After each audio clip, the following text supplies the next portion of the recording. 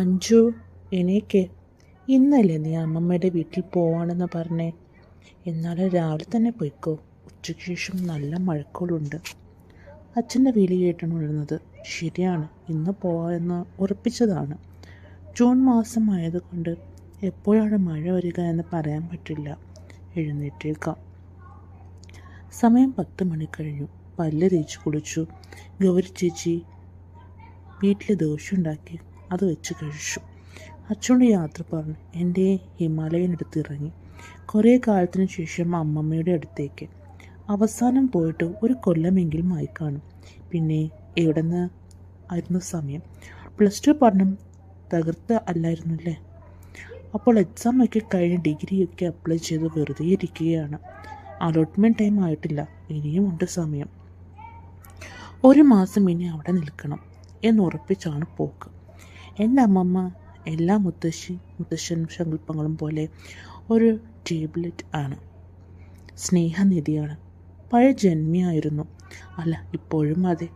പണം കൊണ്ട് മാത്രം മക്കളും മരുമക്കളും എല്ലാം വീട് വിട്ട് ജോലി ആവശ്യത്തിനും മറ്റും സ്ഥലം മാറി. ഇപ്പോൾ പഴയ ആ മാളിക വീട്ടിൽ ഒറ്റയ്ക്ക് കഴിയുന്നു. എന്നും രാവിലെ ജോലിക്ക് വന്ന് വൈകുന്നേരം പോകുന്ന അയൽക്കാരി കൂടിയായ കാഞ്ഞിര ചേച്ചിയാണ് ഒരാശ്വാസം. പ്രായത്തിൻ്റെ എല്ലാ ബുദ്ധിമുട്ടുകളും ഉണ്ട്. കാഴ്ച, കേൾവിക്കുറവ് എല്ലാം ഉണ്ട്. മരുന്നുകൾ സന്തത സാഹചര്യങ്ങളാണ്. മക്കളെല്ലാവരും തങ്ങളുടെ കൂടെ വന്ന് നിൽക്കാൻ വിളിക്കുന്നു. എങ്കിലും മുത്തശ്ശൻ ഉറങ്ങുന്ന മണ്ണ് വിട്ടുവരില്ല എന്ന വാശിയാണ്. ഓരോ ചിന്തകളിൽ മുഴുകി ഞാൻ വണ്ടി ഓടിച്ചു. അവസാനം അവിടെ ചേർത്ത് നിന്നു. എൻ്റെ വണ്ടി ശബ്ദം കേട്ട് അമ്മമ്മയും കാഞ്ഞിര ചേച്ചിയും ഉമ്മറത്തേക്ക് വന്നിട്ടുണ്ട്. എവിടെയായിരുന്നിട്ട് ഇത്രയും കാലം എന്ന് ചോദിച്ചു. ഒരടിയും തന്നു. വിഷുവിന് കൂടി കണ്ടിട്ടേയില്ല. അച്ഛനെയും കൂട്ടി വന്നിടേയാണ് നിനക്ക്. അതിന് ഞാൻ കൊടുത്ത മറുപടി ഇഷ്ടപ്പെട്ട് കാണില്ല. അമ്മമ്മയ്ക്കറിയില്ലെല്ലാം എന്നാണ് പറഞ്ഞത്. എന്ത് പറഞ്ഞാലും നല്ല ഉച്ചത്തിൽ പറയണം, എന്നാലേ കേൾക്കൂ. എന്നാലും ഇത് കുറച്ച് കൂടുതൽ ഉച്ചത്തിലായി പോയോ എന്ന് മുളുക മാത്രം ചെയ്തു. അമ്മയുടെ 7 മക്കളിൽ 5-ാം മക്കളാണ് എൻ്റെ അമ്മ. എൻ്റെ അച്ഛൻ പ്രേമിച്ചതാണ് കെട്ടിയത്. അച്ഛനും വലിയ ജന്മിയും ഒരേ ജാതിയൊക്കെ തന്നെയാണ്. എന്നിട്ടും അത് വലിയ പ്രശ്നമാണ് ഉണ്ടാക്കിയത്. മറ്റൊരു ജന്മിക്കാരുടെ മകനെ കൊണ്ട് കെട്ടിക്കാമെന്ന വാക്കുകൊടുത്ത് പാലിക്കാതെ പറ്റാത്തതിൽ ആണ് കുഴപ്പം. 5 അമ്മാവന്മാരും അമ്മയെ പുറത്താക്കിയ പോലെയായിരുന്നു. പിന്നെ ഞാൻ ജനിച്ചതിലാണ് ഏകദേശം എല്ലാം സോൾവ് ആയത്. പക്ഷേ കഴിഞ്ഞതിൻ്റെ മുൻപത്തെ വർഷം അച്ഛൻ മദ്യപിച്ച് വണ്ടി ഓടിച്ച് ആക്സിഡൻ്റായി. അമ്മ പോയപ്പോൾ പിന്നെയും അകൽച്ചയിലായി. മനഃപൂർവ്വമായിരുന്നില്ല എന്നാലും. പക്ഷേ എല്ലാവർക്കും എന്നെ വലിയ കാര്യമാണ്. ഞാൻ അമ്മയെ ഓർമ്മിപ്പിക്കുന്നു എന്നാണ് പറയുക. കുന്തിപുത്രൻ അർജുനനെ പോലെ തന്നെ എൻ്റെ അർജുനനും എന്ന് മുത്തശ്ശി പറയും. അമ്മമാർ എപ്പോഴും അച്ഛനെതിരായാണ് എന്നോട് പറയുക. നിന്റെ തന്തയാടാ നിന്റെ കുടുംബം കുട്ടിച്ചോറാക്കിയത് എന്ന് ഇടയ്ക്കിടെ പറയും. അമ്മയുടെ മരണത്തെക്കുറിച്ചാണ് പറയുന്നത്. അല്ലാത്ത പക്ഷം എൻ്റെ കുടുംബം കുട്ടിച്ചോറൊന്നുമല്ല.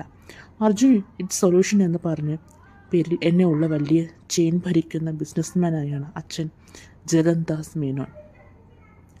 അമ്മമ്മയുടെ മരണം ഏറ്റവും കൂടുതൽ വേട്ടയാടുന്നത് അച്ഛനെ തന്നെയാണ്. പക്ഷേ അതിൻ്റെ ഒരു കുറവും എനിക്ക് വരുത്തിയിട്ടില്ല. അച്ഛൻ ഇപ്പോൾ അമ്മമ്മയുമായി ബന്ധമില്ല. അതുകൊണ്ടാണ് ഞാൻ അച്ഛനെ കൂട്ടി വരാൻ അമ്മമ്മ പറഞ്ഞപ്പോൾ അങ്ങനെ പറഞ്ഞത്. അതൊക്കെ പോട്ടെ, നീ അകത്തേക്ക് വാ. നല്ല ടൈമിംഗ് ആണ്. എന്തായാലും അച്ഛൻ ഇന്നലെ വന്നതേ ഉള്ളൂ. അവൾക്കൊരു കൂട്ടായല്ലോ. അമ്മമ്മ ആ പേര് പറഞ്ഞു എന്തോ ഒരു മിന്നൽ പാഞ്ഞു എൻ്റെ ഉള്ളിൽ കടന്നു പോയതുപോലെ. അമ്മയുടെ നേരെ മൂത്ത ശ്രീധരമാമൻ്റെ മൂത്ത മോളാണ് അച്ചു. അച്ചു എന്ന് പറയുമ്പോൾ ശരിയായ പേര് അശ്വതി എന്നും കരുതും. നിങ്ങൾ അല്ല, കൃഷ്ണ എന്നാണ് പേര്. എന്തോ അങ്ങനെയാണ്. കസിൻസ് കൂട്ടത്തിൽ ഏറ്റവും നാണക്കാരി ആണ് അവൾ. ഒരു പക്കാ ഇൻട്രോവേർട്ട്. പക്ഷേ എന്നോട് നല്ല മടുപ്പമായിരുന്നു. അവളേക്കാൾ മാസങ്ങൾക്ക് മാത്രം ഞാൻ മൂത്തതാണ്.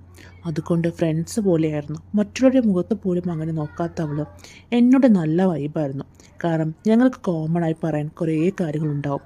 സ്റ്റഡി സ്റ്റാഫ്, അങ്ങനെ കുറേ. കുട്ടിക്കാലം തൊട്ടേ എല്ലാ ഫാമിലി ഒത്തുകൂടലിലും ഞങ്ങൾ എപ്പോഴും ഒരുമിച്ചാണ്. ആളെയും കണ്ടിട്ടിപ്പോൾ 2 വർഷത്തോളമായി. അച്ഛനമ്മാവൻ ഇഷ്യൂസ്. അച്ചു അർജുന് കുടിക്കാൻ വെള്ളം കൊടുക്കുക എന്ന് അമ്മമ്മ വിളിച്ചു പറഞ്ഞതും അവൾ ഒരു ചില്ല് ഗ്ലാസ്സിൽ ജീരകം ഇട്ട് തിളപ്പിച്ച ചൂടുവെള്ളം കൊണ്ട് തന്നു. കാലങ്ങൾക്ക് ശേഷം അവളെ കണ്ട് ഞാൻ ഞെട്ടിപ്പോയി. ഒരു കൊച്ചു സുന്ദരി തന്നെ അവൾ. അവളൊരു 90% നടി വിനശ്വര രാജൻ അറിഞ്ഞുകൊണ്ട് തന്നെ തെറ്റിച്ചതാണ് കേട്ടോ. അവളെപ്പോലെയാണ്. സോ ഇനി ആ രൂപം മനസ്സിൽ കാണുക. എൻ്റെ തലച്ചോറിൽ എന്തൊക്കെയോ ചിന്തകൾ കടന്നുപോയി. ഞാൻ അവളോട് ചിരിച്ചു കാണിച്ചു. നല്ല അവൾ എൻ്റെ മുഖത്തേക്ക് നോക്കി. അല്ല, നിലത്തേക്ക് നോക്കിയാണ് നിൽക്കുന്നത്. ഗ്ലാസ് വാങ്ങിയപ്പോൾ അറിഞ്ഞുകൊണ്ട് കയ്യിലൊന്ന് തൊട്ടു. ഞാൻ അപ്പോഴും അവൾ എന്നെ നോക്കിയില്ല.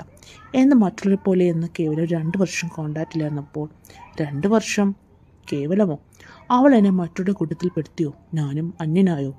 എന്നിട്ട് പിടിച്ച പാതി ചോറ് കഴിക്കാനാണ് അമ്മമ്മ വിളിച്ചത്. ഇനി ഭക്ഷണം കഴിച്ച് ഒരു വിധമാവും ഉറപ്പ്. ഞാൻ വേഗം മറ്റൊരു മുണ്ടും ഷർട്ടും എടുത്ത് ഉണ്ണാനിരുന്നു.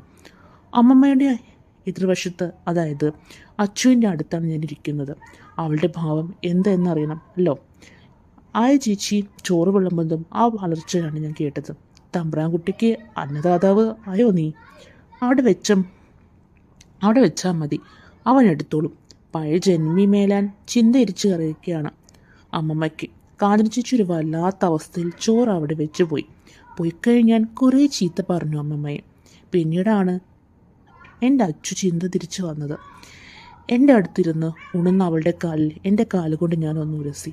അവൾ കാലെടുത്ത് മാറ്റി, വീണ്ടും ഉരസി, വീണ്ടും മാറ്റി. പിന്നീട് എൻ്റെ വിരൽ വെച്ച് അവളുടെ വിരലൊന്ന് ഇറുക്കി വേദനിപ്പിച്ചു. അവൾ ആഹ് എന്ന് ശബ്ദിച്ചു. അമ്മമ്മ എന്തേ എന്ന് തിരക്കിയപ്പോൾ ഒന്നുമില്ല എന്നാണ് മറുപടി പറഞ്ഞത്. അവളുടെ ഇപ്പോഴത്തെ ഫേസ് എനിക്ക് പിടികിട്ടി. എല്ലാം സഹിക്കും, ക്ഷമിക്കും. ഒരു അൾട്രാ ഇൻട്രോവേർട്ട് പാവം നാടൻ പെൺകുട്ടി. അതാണിപ്പോൾ. ഒരയ്യോ പാവം. ഡ്രസ്സിങ് അങ്ങനെ ഒരു പട്ടുപാവാടയാണ് ധരിച്ചിരിക്കുന്നത്.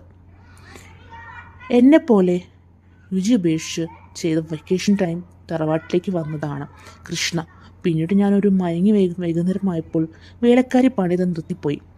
എണീറ്റപ്പോൾ നല്ല മഴയാണ്. അമ്മമ്മ സോഫയിൽ നിന്ന് TV കാണുന്നു. ഏതോ ഒരു സീരിയൽ.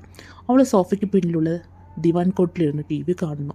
സീരിയൽ ഇഷ്ടമായത് അവൾ വേറെ ഓപ്ഷനില്ല.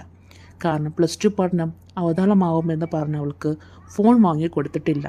പഠനകാര്യത്തിലൊക്കെ പാരൻസ് ഫോണാണ് യൂസ് ചെയ്യുന്നത്. ഞാനും അവളുടെ ഓപ്പോസിറ്റ് പോയി ദിവാൻ കോട്ടിലിരുന്നു. 2 സൈഡും ചാരിയിരിക്കാവുന്ന ടൈപ്പ്.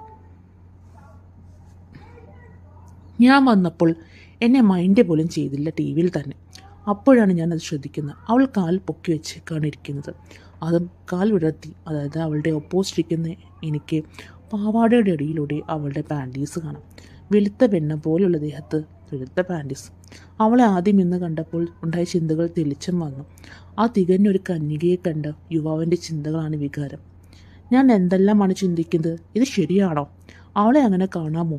അവിടേക്ക് നോക്കാമോ? ചിന്തകളുടെ വിളയാട്ടം. വിധി വന്നു.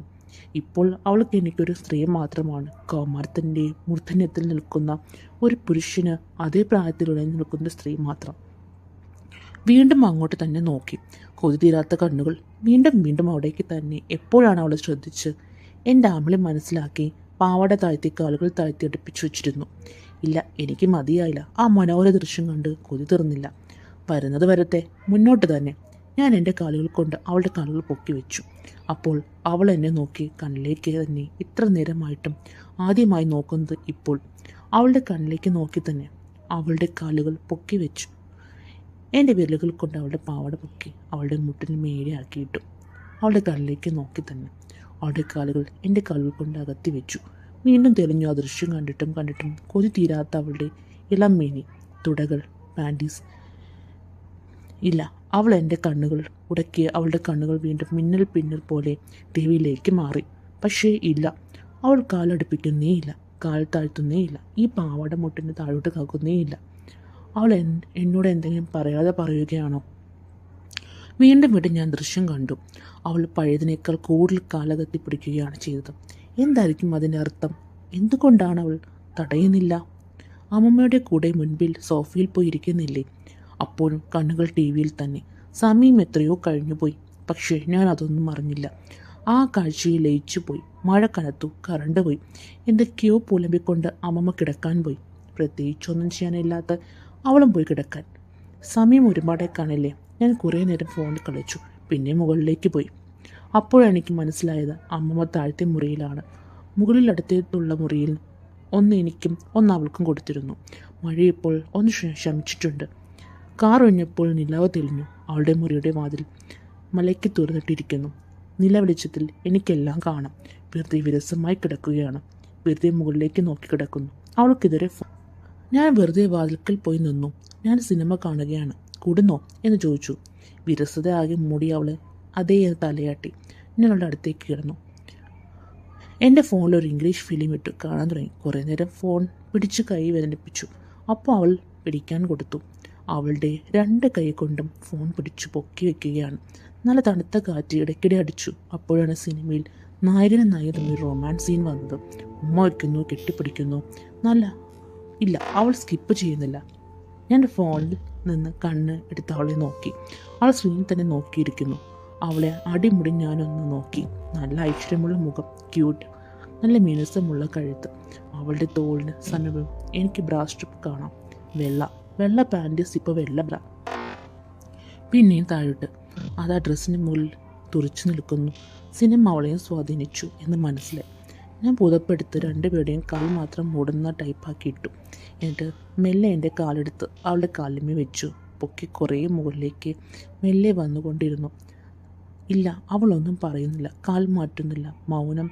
മൗനം സമ്മതമായി എടുത്തു ഞാൻ പിന്നെ ഒരു തേരോട്ടമായിരുന്നു. എനിക്ക് വല്ലാതൊരു ഫീൽ തോന്നി.